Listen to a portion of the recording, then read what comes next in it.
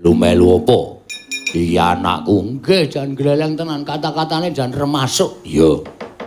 Ulang aku. Heeh. Gleleng. Ulang aku. Lulus SD. SD online. Online yo men. Ora tau sinau, ora tau ujian, ngerti-ngerti lulus. Rewet. Bagong dalem Balio ning Karang Kadempel. Barep kakangku wis budal ning Karang Kadempel sinambi nggawa pusaka 3. Estu napa? Yo. Wah, matur sembah nuwun, Ndara. Napa pikajanipun Bapak sampun kasembadan? Yo. Nyuwun pamit nggih. Yo, sing ati-ati. Antasena. Piye, Pak? Bagong ditutke. Ndak ana apa-apa. Aduh, isa dikai security. Jan nang kene. Remen kula. Yo. Wis ndang Balio. Yo Gong yo bareng karo aku. Yo, jajan lho. Yo. Wah, jan kowe iki mesti ngono kuwi kok.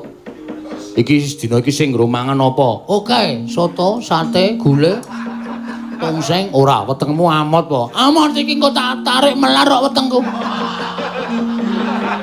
Kasangku iringan tak ngek-ngek ngono segone ngiwo kabeh. Engko ngisi sing tengen. Sing tengen tak tarik ngek-ngek ngono. Segone mlebu nengen kabeh. Ha tengah rung ngisi tongseng, jus. Terus tarik medun. Aja ndak kembar. Oh iya.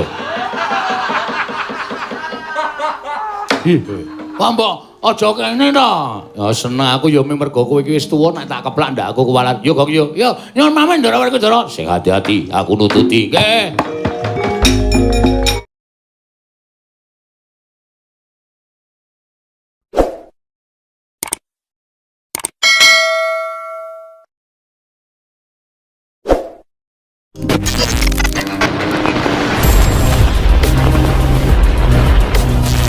Dewan ingsun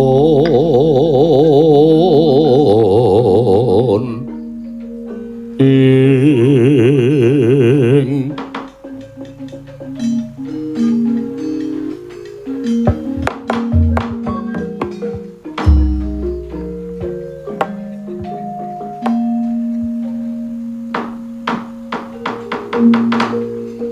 Koko Prabu wonten dawuh Yayi. Mboten nginten horeking masewakan kula kinten menawi wonten nayaka minggahing nalindra ingkang sowan menika malam mboten pangling Atmaja utawi Panakawan ing Ngamarta atmajanipun Kyai Semar pun Bagong ingkang Abiyantara Koko Prabu Wiladala Jagadéwa Bathara Yayi nadyan kados menapa Bagong menika tasih Panakawanipun kadang kula para Pandhawa. Mila mbok menawi sowanipun Panakawan menika dipun utus dening Kakang Semar menawa saking pikajenganipun piyambak monggo kula aturi andangu Yayi. Koko Prabu lenggah ingkang langkung prayogi kula ngestaken dawuh Panakawan Bagong padha kanthi raja sak praptamu Panakawan tansah pinanganing kawidadan nering sambikala kepareng kula sowan ngersanipun Siun Prabu Puntadewa ngaturaken sembah pangabekti kula konjuk ngersanipun Prabu Puntadewa. Iya Bagong ndak tampa pangestuku tampanana. Kula pundi nggo jimat paripeh. Kula cancang pucaking weni dumawahing wijang rumeketing werdaya. Saestu ndadosaken cahya narcaya daging rakayuwanan. Bagong gawe bombong dene jangkep kang dadi aturmu. Nggih. Menawi saged niki kula mboten ajeng lucu. Ngono ta. Kula ajeng serius niki supados enggal cekak-ceket mekaten sinipun. Bagong Padhararja, mengestunipun Sinandrawati wilujeng bekti kula kunjuk. Iya. Tak tampa pangestuku tampanana, sangat anggen ndadosaken jimat paripeh. Bagong Padhararja, mengestunipun Ndara Werkudara wilujeng bekti kula kunjuk. Yo, tak tampa. Prayogakno kon kulungguh. Sampun boten kirang prayogi. Bagong Padhararja sak praptamu. Sampun mboten kirang prayogi. Kurang. Oh, nggih, Ding. Kula pundi nggo jimat paripeh. Kula ngaturaken bekti kula kunjuk, Ndara. Iya, Bagong pangestuku tampanana. Kula pundi nggo jimat paripeh. Anu ngaturaken bekti kula kunjuk, Ndara. Iya, Bagong tak tampa pangestuku tampanana. Kula pundi nggo jimat paripeh. Kepareng kula ngaturaken kok meh mubeng bae ta iki. Ngandel ora. Wong kowe iki wis ora iso. Nek kon tenanan wis ora iso. Kowe iki tetep watakmu iki gecul kumarucul. Wong ping diwenehi pangestu karo Janaka kok mubeng wae. Heeh. Prayogakna nggonmu lungguh. Nah niku sing kula entosi. Sampun mboten kirang prayogi niku pasangane niku nek pangestu niku kula pundi. Bagong prayogakna. Waduh. Iki apa iki? Sampun mboten kirang prayogi. Punakawan Wonten dawuh sinun. apa sababe dene sira sowan sapa ingkang ngutus sarta karo sapa sowanmu ning negara Ngamarta? Namung piyambakan iki wau. Numpak pit. Niki rak lagi usum. Iya, Bagong. Nggih. Mula kula nggih mboten kantun kula tetep yasa. Iya ya Bagong, syukur. Nggih, saking kayu. Sing penting iso glinding. Iya Bagong, iya. Nggih. Niku rantene saking nganu. Napa niku? Rotan. Iya Bagong, iya. Bagong, Nun, wis gek matura aja ngrembug sepeda.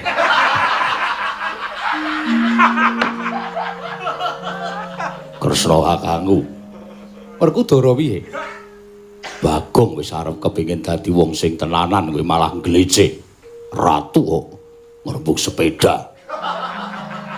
Lah ya ora usah tok baleni kowe dadak nyebut kuwi apa? Sepeda ya apa tegese? Wis. Asapnya tidak ada. Ajur tenan iki wis.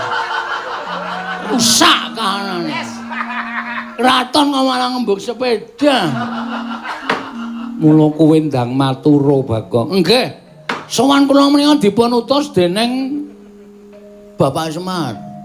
Ora saka karepmu dhewe. Mboten saking karep kula dhewe. Kula nek ana perlu karo sampeyan empat mata. Iya. Ning niki kula sowan teng Datulaya merga kula pancen diutus kali Bapak Semar. Bapakmu kena ngopo, Bagong? Mboten kenging napa-napa. Ning utusan kalih kula. Tegese bapakmu utusan ana wigati apa? Ah niku ngaten. Bapak niku pun pinten-pinten dinten niku kaya wong masuk angin ning ora masuk angin. Kaya wong lara ning ora lara. Sareng kula tabok bapak niku tumuli kersa ngendika, kalih muntah-muntah. Nggonmu nabuk Gancengel. Tiyek ngoten. Bapak terus ngendika, aku iki jane pengen bangun kayangan. Kula ya kaget, Pak kok arep bangun kayangan iki sebabe apa? Bapak iki wong sekeng, wong ora duwe, wong melarat, wong istilahé wong kere kok arep bangun kayangan iki ngomong ngrepotke anak. Engko anak tok kon nyumbang apa-apa. Kanane wis angel lho, Pak. Aku wis 3 sasi mandeg ora nyambut gawe. Nek sampean macem-macem arep bangun kayangan, ngebot-boti uripe anak, iso ana perang antaraning wong tua karo anak. Kula ngoten bapak terus jelaske, aja salah tampa. Aku arep bangun kayangan iki ora aku bangun papan sing magrong-magronge mbane kaya kayangan babar pisan. Ora. Ning aku ora arep bangun kayangan sing wujud papan sing magrong-magrong kuwi ora, ning aku arep bangun kayangan. Kayangan ki ateges uripe kawula sak negara Ngamarta. Uripe kawula ki supaya kepenak, tentrem, ayem, ora kekurangan sandang pangan, aku sing tak gayuh. Mbane men uripe kaya dene mapan ana ing kayangan. Aku ora ndek niat babar sari, babar pisan. babar pisan. Gamriko. Hus. Ora duwe niat babar pisan. Bakal bangun papan sing megah kuwi ora, ning bangun morale karo kawula. Mengkono. Nggih. Mula bapakmu 3 sasi ora sowan ning Ngamarta. Pancen wis diniati supaya Pandhawa niku goreh penggalihe terus rawuh teng Karang Kadempel nang leti karo bapak. Aning jebulane bapane anu para Pandhawa mboten rawuh-rawuh terus kula sing kan diutus sowan teng negara Ngamarta. Terus wigatine apa? Apa pancen njaluk Prabeya? Mboten. Apa pancen njaluk ya kuwi pitulungan para wadyabala supaya mbangun kayangan? Mboten, kula matur mboten papan sing magrong-magrong mboten. Mboten papan sing apik mboten. Ning ngendikane Bapak apa sing tak lakoni iki bakal lakon nek Pandhawa maringi ngampil ya kuwi apa Bagong? sik to. Pusaka. Ah. Pusaka negara Ngamarta ing ngaran ya kuwi siji tumbak. Wah, jan. Tumbak apa? Aja saka tumbak. Liyane kuwi. Pustaka Jamus Myang Jimat Kalimasada. 1. Ana pira sing bakal disilih? Pirang-pirang?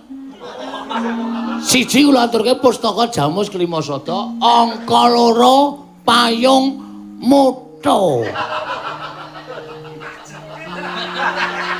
Payung Mutha piye? Payung Tunggul Naga. Nah, Payung Tunggul Naga, angka 3 Tumbak tempe karo piye? Tumbak Kara Welang. Tumbak Kara Welang. 3 menika kedah kula suwun ngampil kula suwanaken wonten ing sanipun Bapak. Nek sinuwun Prabu Puntadewa maringaken matur sembah nuwun tanpa pepindhan. Ananging menawi mboten sebabe napa, perkarane napa, dasare napa, kula aturi paring pangandikan sing cetha lan gumathok lan ketemu nalar. Nek sebab lan musababe wing digawe-gawe niki kula wis dipasrahi Purba lan Wasesa. Ngamarta nadyan kula suwita teng negara Ngamarta nek pusakane ra entuk disuwun ngambil dening Bapak rawe-rawe rantas malang-malang putung ajeng kula rebut srana pripun mawon carane. Gagat risang kapirangu rinangkul kinembet kembet dosang reknaning bawana ing jagat Dewa Bathara. Yayi kula nuwun sewu, kula ingkang badhe maringi wangsulan kaliyan pun Bagong Koko Prabu kula sumanggaken namung Bagong menika ponokawan panjenengan. Nggih kula tasih enget. Bagong ponokan Bagong Sinuwun Ndarawati. iya Kok jumeneng wonten ngajengan kula? aku ingin bakal menehi wangsulan kelawan kowe Babagan perkara pusaka 3 sing arep suwun ngambil ya kuwi Jimat Klimasada, Tumbak Kara Welang lan Payung Tunggul Naga. Kose to aku tak takon karo kowe, ngerti sejatine jroning pasewakan negara Ngamarta iki mau Yai Prabu Darmakusuma sakadang kadeyan kuwi ngrembug perkara bapakmu nggono ora sowan 3 candra suwene ninggal kalawan kewajiban kaprajan dadi penggalianing para Pandhawa nanging durung nganti dirembug kanthi apik lan becik dumadakan kowe sowan. Kowe sowan ngeseling para Pandhawa kowe ngandhaken bapakmu kepengin bangun kayangan mbutuhake pusaka 3 negara Ngamarta. Kose aku tak takon. Saya aku tak takon karo kowe wangsul ana pitakonku. nggih. Bapakmu ki derajate apa? Kere Bapakmu ki derajate apa? ming abdi, ming ponokawan, ming kawula cilik, rakyat melata, Jelata. jelata.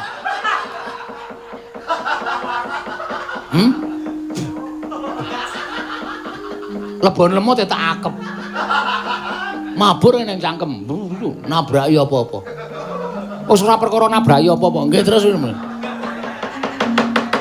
Lah saiki nek kowe ngerti bapakmu ki wong derajate ngaceplik mung ponokawan mung batur saumpamane mung kawula cilik. Lah kok dadi bapakmu wani utusan lawan kowe nyuwun ngampil pusaka 3 negara Ngamarta kuwi kowe sik to anggepe bapakmu kuwi sapa? Apa pancen bapakmu kuwi leluring para Pandhawa apa derajate bapakmu kuwi ngungkuli para Pandhawa?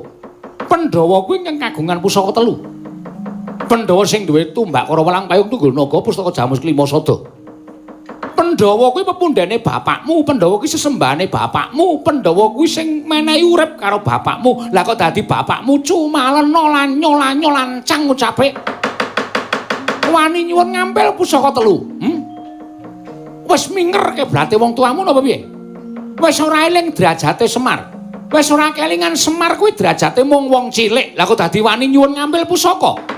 Tegese panguwasaning Semar ki apa ngungkuli para Pandhawa napa piye, Bagong?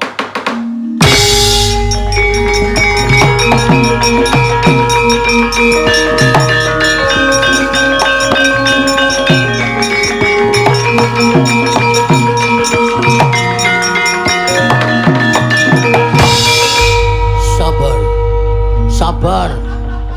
Wong sabar kekasihing Gusti. Nek nganti swara iki ora tak wangsuli, kesabar aku tak angkat, tak ampet.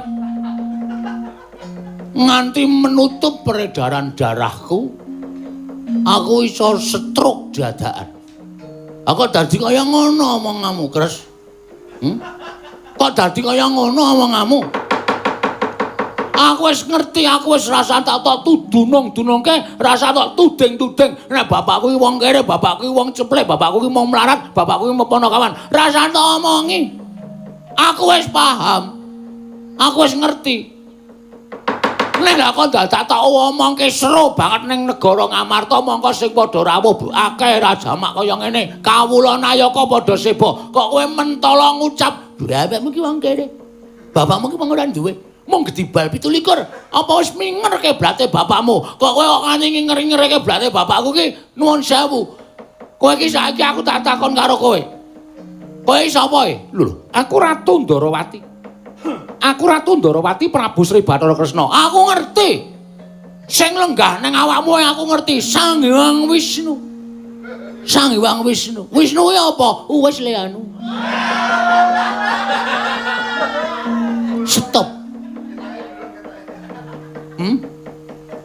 Wisnu iki dewa, ning kowe kudune paham, kudune ngerti alur silsilahe bapak. Bapak iki sapa? Sang Hyang Ismaya. Kowe nek nyeluk bapak ki Pakde. Mergo kowe iki anake Bathara Guru. Bathara Guru kuwi adine bapak. Hah? Aku dadi kowe wani nyamah asmane babeku. Wani nyamah asmane Mai Laker.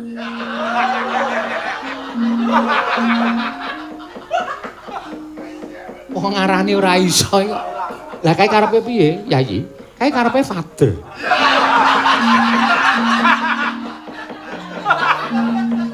Hah?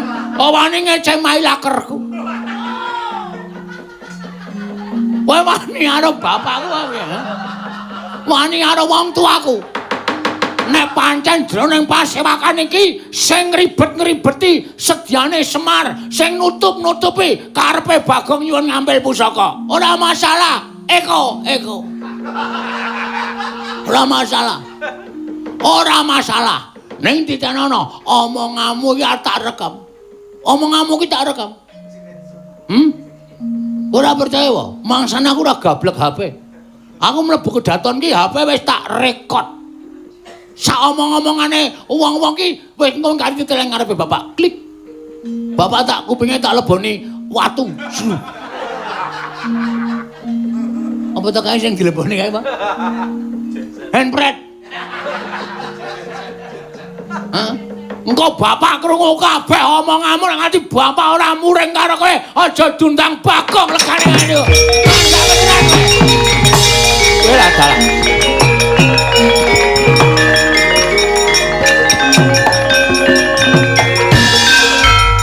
Kakangku bareng tak pitung-pitung tembungmu mau rada teksura karo Bagong mula ora aneh yen Bagong nesu yen nganti Bagong iki mengko wadul karo bapakne wah kriwian dadi grojogan keguyon dadi tangisan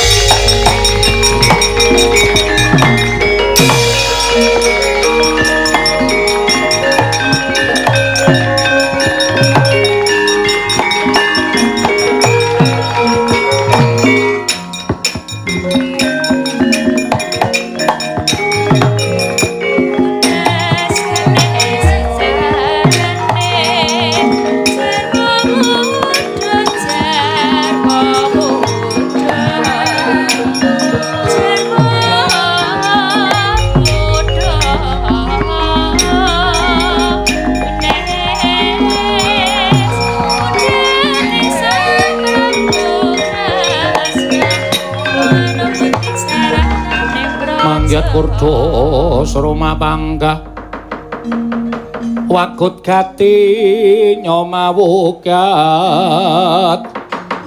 Iro wang-wang Om Nyai Werkudara Barep kakang kuwi Arjuna ulunten maring adhawu miturut penemuning sira Yayi kepiye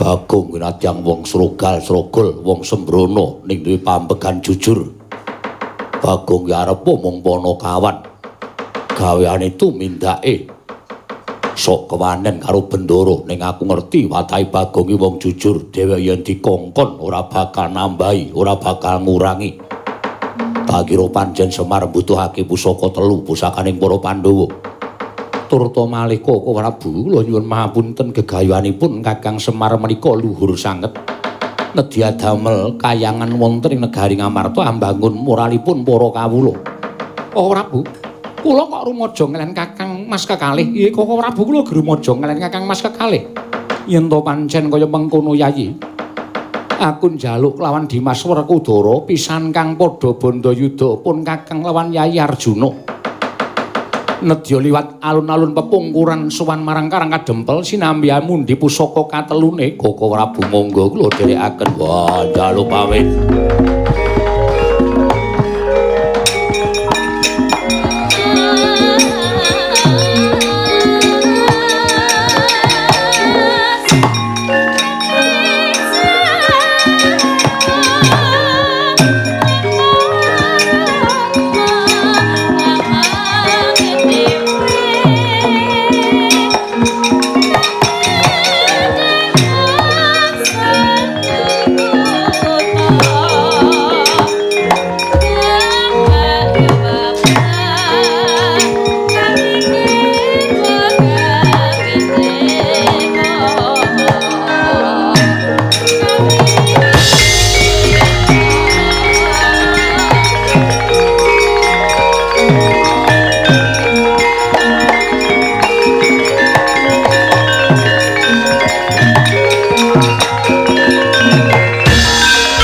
semangkean temenanan jan nglarake ati omongane Prabu Bathara Kresna. Nek bapakku wong kere gedhi bal 17 wong elek nyolok mripat. Aku upama ora isin ana nangis ning ngarepe Kresna kok tekan semono. Nalendra Titus Bathara Wisnu omongane kok kaya kernet. Waton ison jeplak wae. Cecepe wong kere gedhi ora mingerke bla wah jen lara tenan asli. Arep wani kok aku ra wani.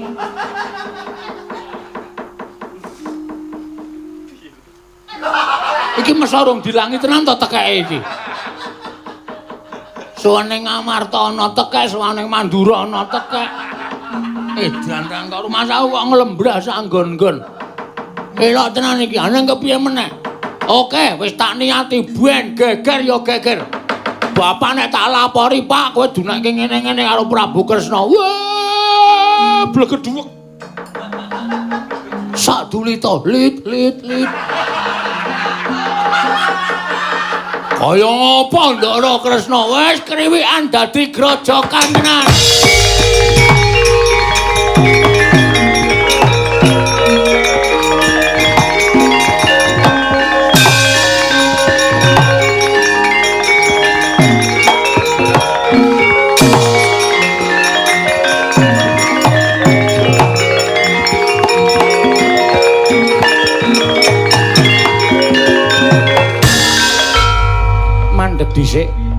Mandeg dhisik. Ketok, sampean ketok.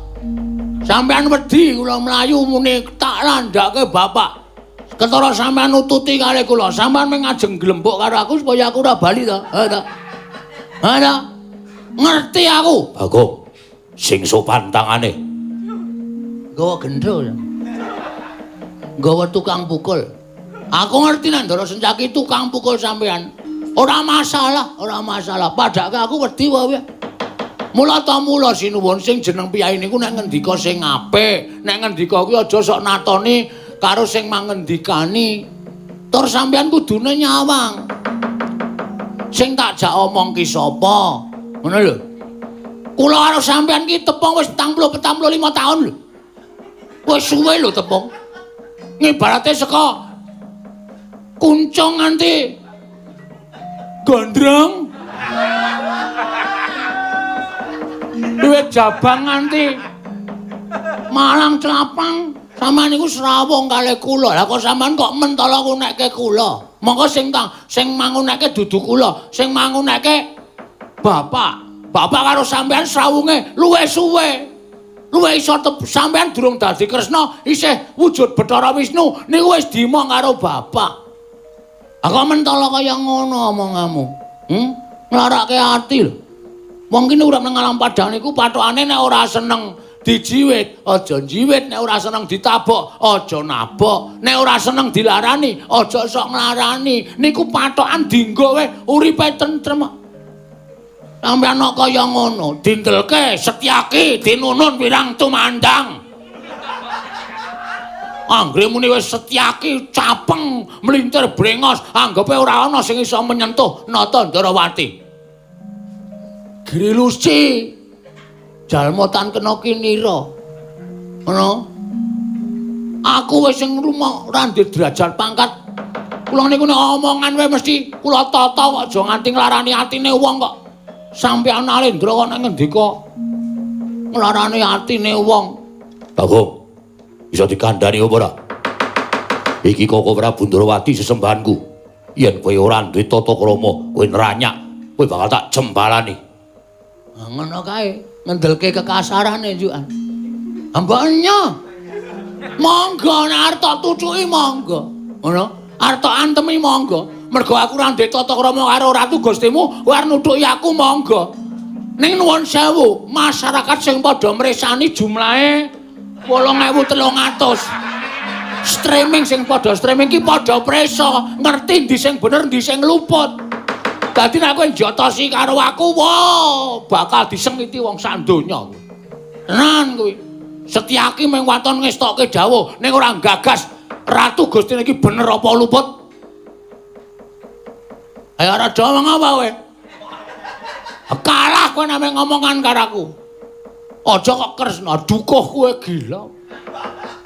Una-una ki legane aku sapenake dhewe ora. Wis Bagong, cukup. Cukup apa sesak kok cukup. Engko disekengke. Anggepe apa? Anggepe rumangsane. Saiki kowe bali ora? Kowe bali apa ora? Yen kowe bali, kepenak awakmu yen ora bali, ya wis nuwun sewu yen kepeksa aku mentala karo kowe. Ngandel ora? Kata-katamu mung kaya ngono kuwi. Wong kepengkok ora iso wangsulan ki terus gunakake cara-cara sing kasar, dumen duwe wewenang dienggo sewenang-wenang. Dumen duwe panguwasa kinarya gada, terus nggo ngidak-idak karo masyarakat sing cilik kaya ngene kuwi. Hah? Kowe bali apa mbacut? Jelas bali. Nek bali yo. Nek bali yo. Kula ora arep wani karo sampean. Kula pancen napa jenenge? Presentasinya berat kepulang. Tegese kula kudu bali. Merga ana omongan sing ngajeng kula omongke teng bapak. Kok pecah siramu.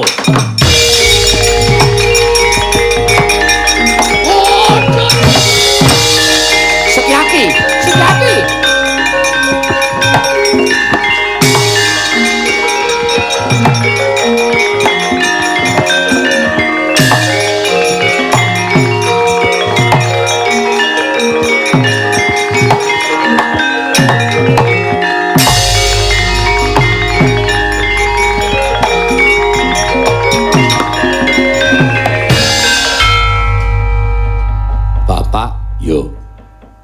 Biasane sing tok jujuki anakmu sing sok tresnani. Kakang Garukaca. Aku iki yen ora kowe ora rampung. Sebabe Ngamarta Kerawan Kresna. Barep kakangku harep wadul yen to Semar ora sowan 3 sasi. Lah iya aku ya mikir nek kakene Semar kok ora sowan ki sebabe apa? Bagong sowan. Lho. Si Petruk sowan? Iya. Kuwi gatine Semar arep bangun kayangan. Jilih pusaka Ngamarta 3. Ya kuwi tumbak para welang payung tunggul naga pustaka Jamus Klimasata ning Kresna kakangku mangsuli malah ngelek-elek karo Semar. Bagong nesu. Apa omongane Kresna arep diwadulke karo Semar. Kresna nututi Bagong. Antasena, piye? Kowe ngerti adat saben Kresna kuwi nggawa sapa? Nggawa tukang cuci. Ndasmu. Anu nggawa Setyaki, ngono kok ora usah kesusu-susu to, santai. Setyaki meneh nganti ngewangi Kresna, tak pasrahke karo kowe. Lah bapak ngopo? Wah, aku ora penak. Engko dikira aku mbelani Bagong. Aku ngentrengke Kresna, mulai wangono. Yen pancen Kresna melu-melu kowe kandhakno aku. Siap. Ngestoke dawuh. Wah, ora rampung, gecek ndasmu kowe. Ya, Pak, ngestoke dawuh.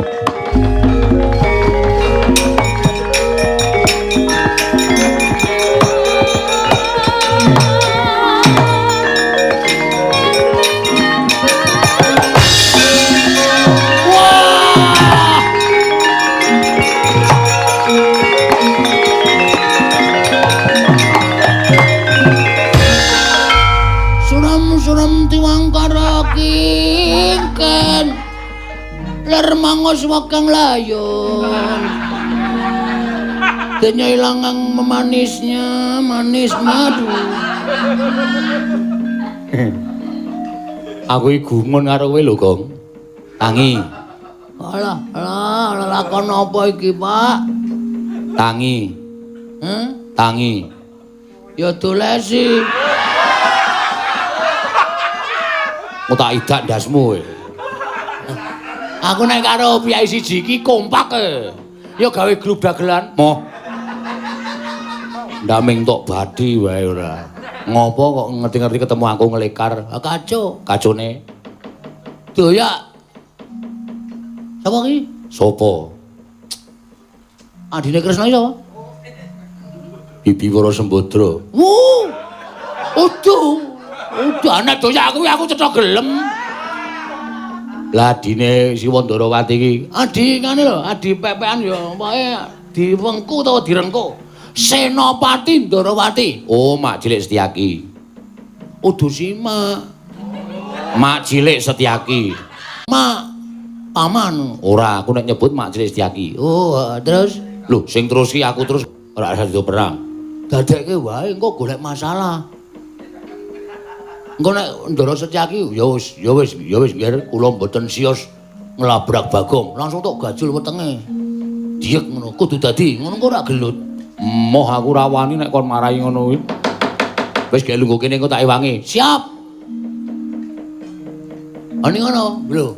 Banter banget le mlayu bleduke kaya ngono ae. Ya wis mundur kene engko tak kandhanane. Nek tak rembuke apik-apik, ngono nek kira gelem apik-apik, syukur nek ora ya tak tandangane. Heeh. Sampeyan sing dawuh sapa? Bapak. Lho.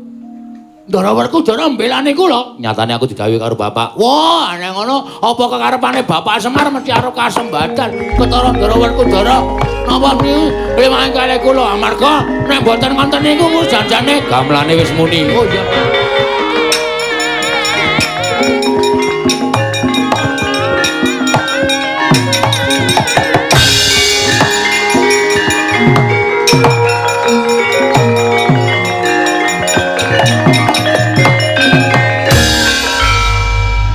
Mak cilik.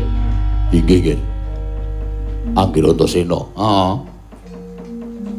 Kok jumeneng wonten mriki? Ora mak cilik kok mlayu-mlayu ngopo? Ngoyak tiyang. Sing doyak. Tiyang wonten wingking panjenengan. Lho, Bagong kok? Inggih. Sebabe Bagong wantun kalian Sinuwun Ndarawati. Mergane Bagong wani rak mesti ana sebabe. Mergo aku ngerti watake Bagong ki ora bakal wani karo sapa wae nek ora diwarai. Nek dicocok atine, dheweke ora nyawang ratu, ora nyawang satria, ora nyawang pendhita, ora nyawang sapa wae, wani. Wani to, Kok? Wani tak kendel. Turah kendel. Sing ra turah ming dhuwit. Kurang terus. Nek tak takoni iki wangsulan pisan wae ora usah keterus-terus. Oh nggih. Nek sing jeneng gamelan wis muni iki le omong leren. Kemempengan ya karangan. Nek Mak arep ngantemi Bagong, lar ngajar Bagong, aku sing ra entuk. Anggir mboten pareng. Ora entuk. Tantrimanipun anggir aku ngewangi Bagong. Lah ingaten panjenengan badhe wantun kalian kula. Nuwun sewu, ora wani karo Mak Cilik. Ning wani karo sipate Mak Cilik sing agahan ngewangi karo wong sing urung tok pitung bener lan lupute. Urung karuan, Siwa Ndarawati kan adan titi sing dewa, ning tumindake sarwa bener durung karuan. Kae isih kesipatan watak titah, tegese watak menungsa lumrah. Sing kedunungan ina lali salah apes lan mati. Dadi ora sak teruse Siwa Ndarawati iki dadi wong bener. Mesti ya kedunungan luput. Nek dununge luput mongko tok ewangi kowe ya melu luput. Gandeng iki mau tak pitung kowe luput, Bagong bener. Nek kowe arep ngantemi karo Bagong, saiki perkarane ora karo Bagong ning perkarane karo Antasena. Yo. Sisan gawe, sekali-sekali aku tak nyoba kekuataning Senopati Ndarawati iki piye. Ayo. Kepiye kok meng umat-umat kowe? Kok meng ngono ngapa?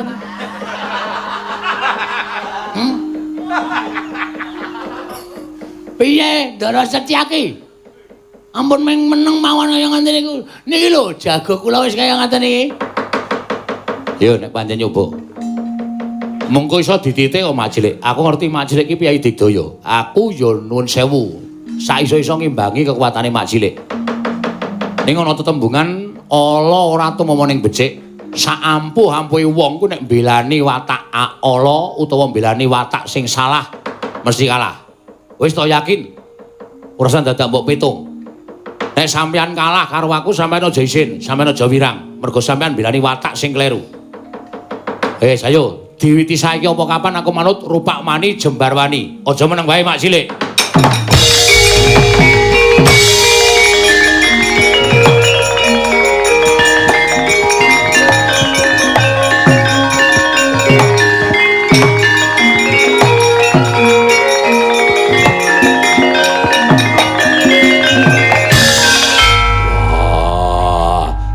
Bagus.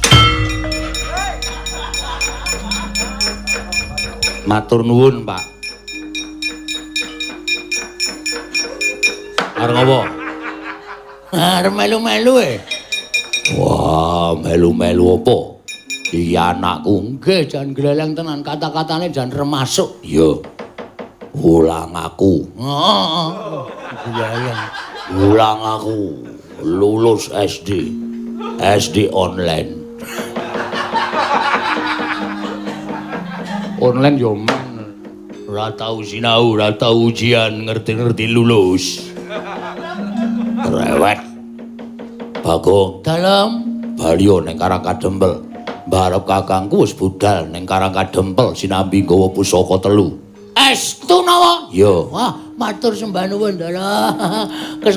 Napa pikajanipun Bapak sampun kasembadan. Yo. Nyuwun pamit nggih. Yo sing ati-ati. Antasena. Piye, Pak? Bagong ditutke. Ndak ana apa-apa.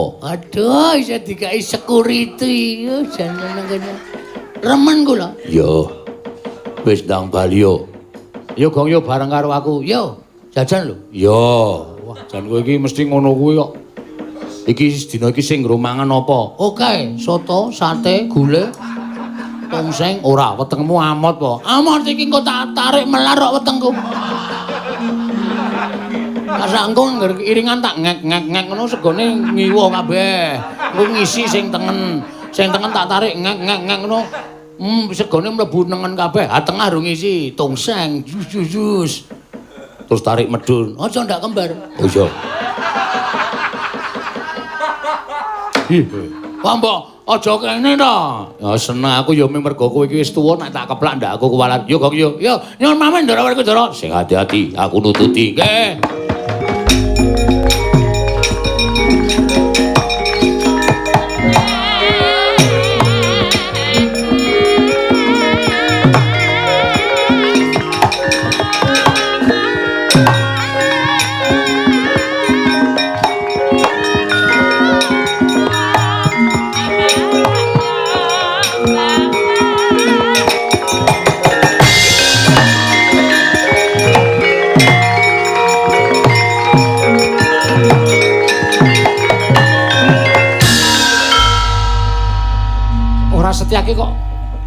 Bedani perkawis. Kowe kok lungguh dhuwur iki kok? Aku iki ratu Gustimu. Aku kadangmu Nalindra Ndarawati. Nggih, kula ngertos. Nanging sak kedagan menika kula nyuwun mapunten. Paripaksa kula mboten saged nyembah lan paduka Kanjeng Koko Prabu. Lho, kosek. Perkarane apa? Koko Prabu damel perkawis kelan Kakang Semar. Monggo nyatanipun Kakang Semar menika pedanganipun sareng kula pedang-pedang kula gelar kula gulung. Kakang Semar leres panjenengan ingkang lepat. Lho, salahku apa? Pusaka 3 menika mboten kagunganipun Koko Prabu. Ninging menapa paduka ingkang gondheli pusaka 3 ngantos panjenengan nguman-uman asmanipun Kyai Semar. Kula mboten cocok menawi panjenengan nggadahi sloga ing kados mekaten, nggadahi tumindahi kados mekaten. Mila dalah. Lah kok dadi kowe malah ngonek-ngonekke aku? Oh Prabu, menawi badhe nerasaken lampah kula semanggaken kula wangsul wonten garba ruci.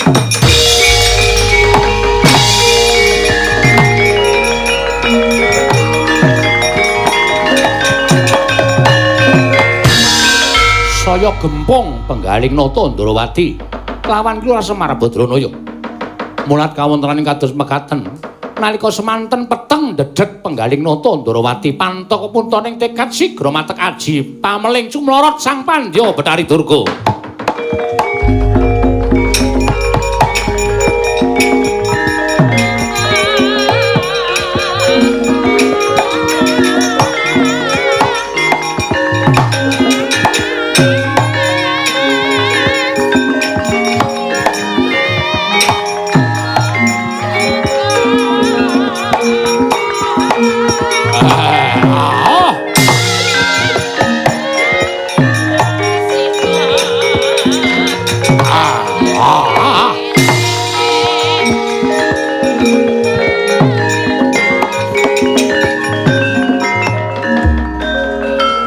Sinayeng manglung mintonaken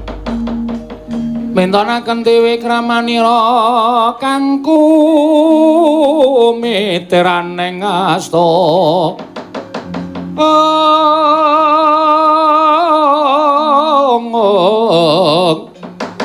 kang mitraneng asta aneng asta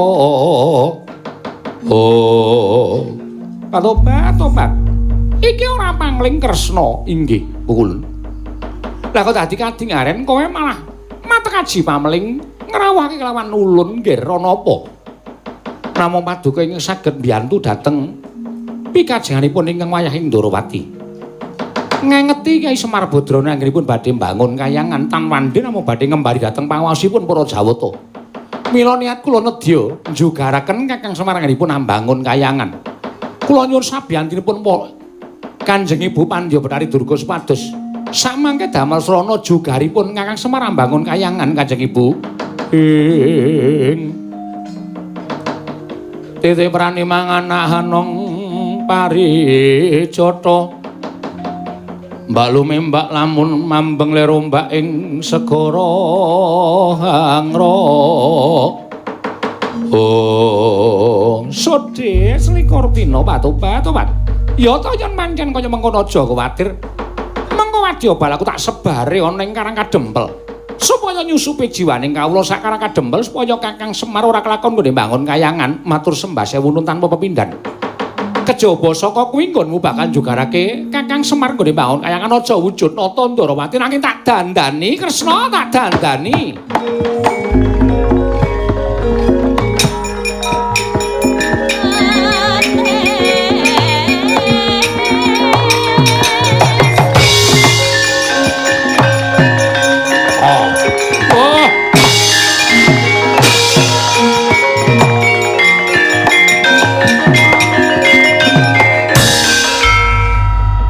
Wujud kaya mengkono ora bakal ning ngerti yen to kowe bakal barang amuk ning Karang Kadempel. Matur sembah nuwun tanpa pepindhan monggo Pandya Betari-pun gelak lampahipun.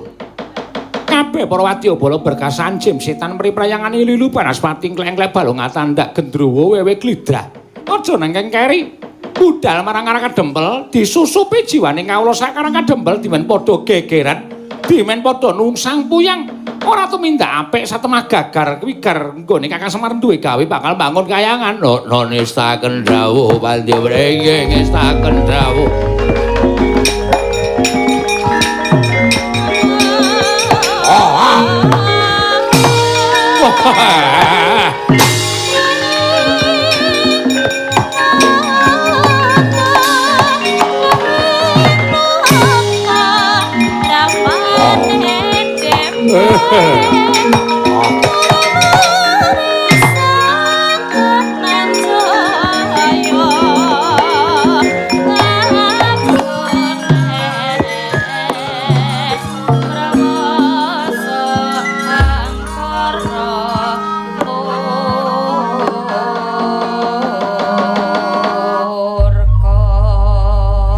Marika den prayitna semuriris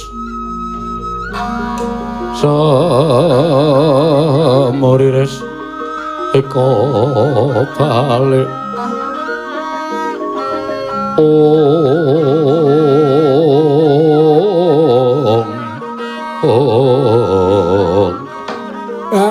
matur nuwun Ndara.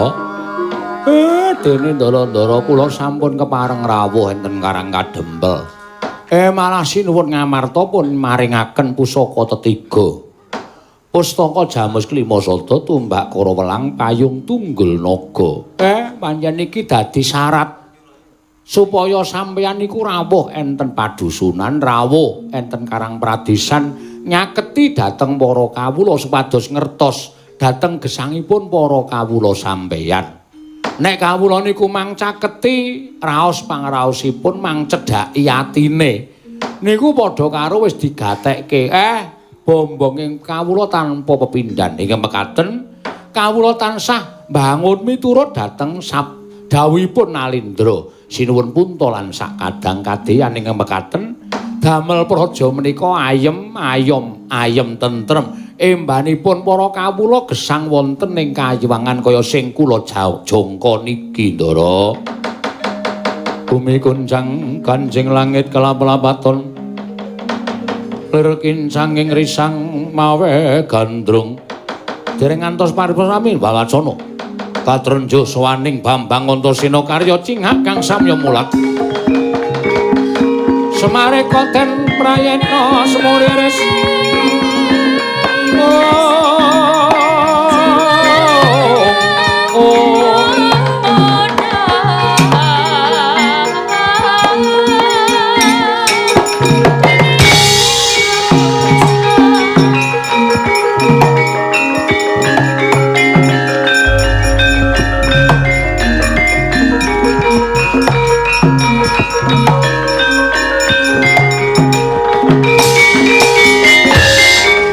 laruta saking kutha Sanggara kula yen tandulasa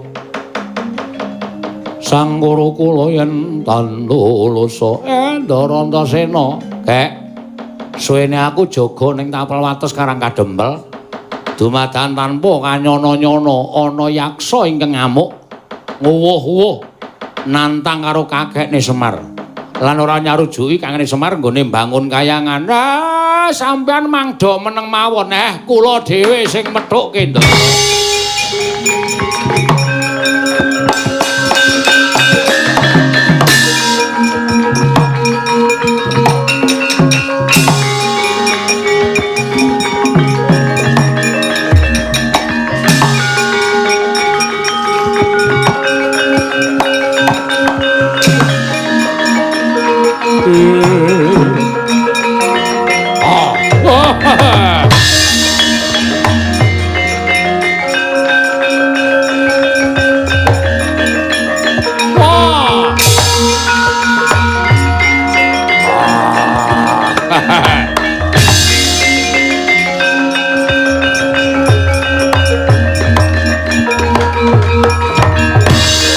Den prayitna semuriris eka balik titiyane Gandayani iki sing jeneng Semar.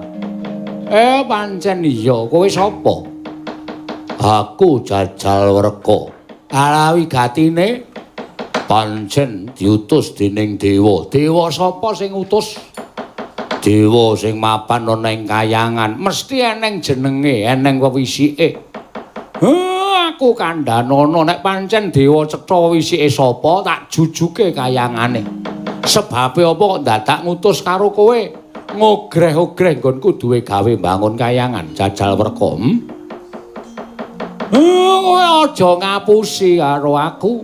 Nek sing tok apusi Semar ndak kira ngandel wae. Nek Semar kuwi wong sing angel diapusi. Dewa ora bakal misik karo titahe, ora bakal utusan karo wujuding Gandharwa supaya ngogreh-ogreh wong sing duwe pakarti becik, wong sing duwe gegayuhan sing apik.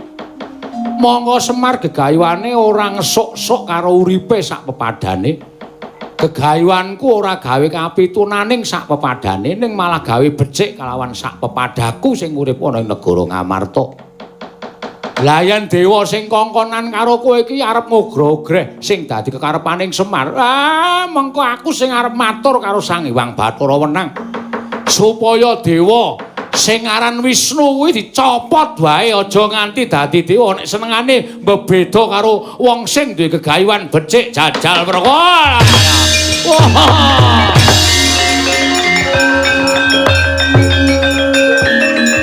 Kakang Semar.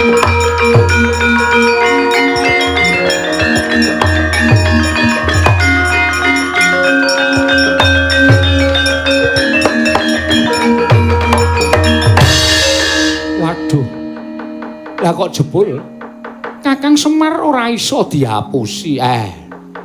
Janjane kula niku iso diapusi gampang. Wong sing kerep ngapusi kula niku malah ming Bagong. Nek wong liya ngapusi kula niku kangelan, ngoten. Iya. Aku nyuwun pangapura Kakang. Sampun mboten napa-napa. Sampeyan niku arepa ketitisan dewa ning nuwun sewu blegere isih wujud menungsa. Mula kedunungan raos drengki, srei, dahwen panasten, patiopen. Semar duwe niat bangun kayangan jroning ati sampeyan ketabetan rasa meri kalih kula. Tumunten sampeyan gawe perkara karo Bagong. Benjang malih niku nuwun sewu nggih Den, kula niku ora arep ngesuk-esuk kali kelungguhan sampeyan mboten.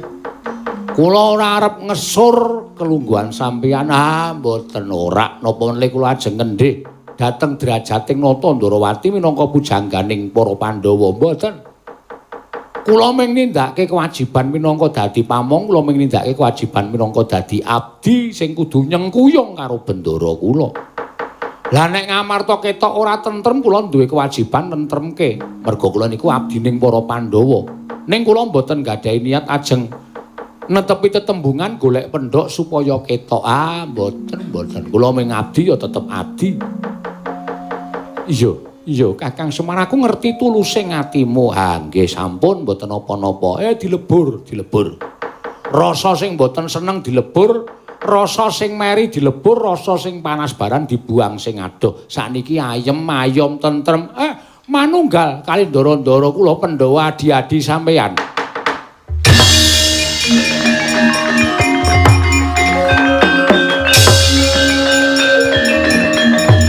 Tobat.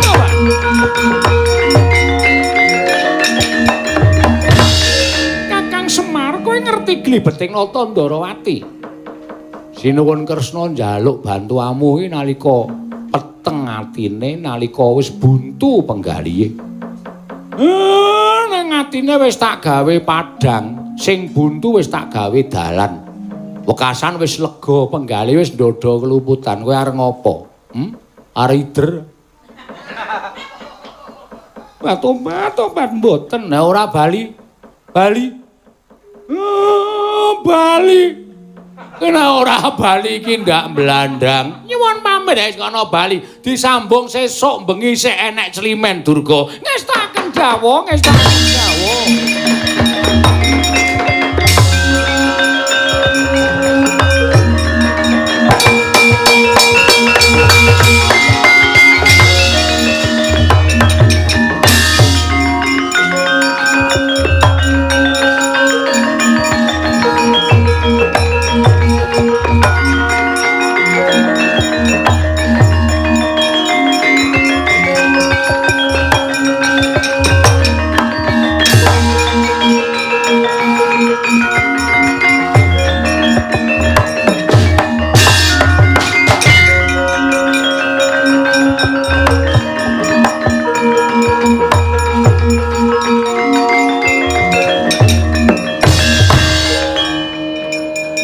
Kang Semar yen Ngayanayu padha diwiwiti nggone mbangun kayangan.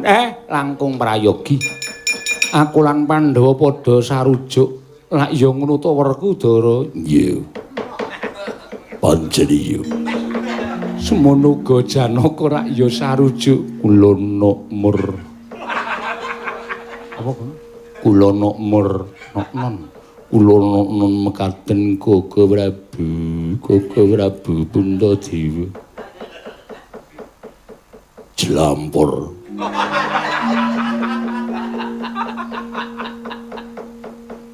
Wonten jam. Linteng kakangku. Linteng dasmu kok linteng kakangku. Anak-anak iki nek dokon gawe mangkel kok lido sregep. Sinuwun mboten sandangu Kang Rayi, pokoke monggo mugi-mugi rahayune skala.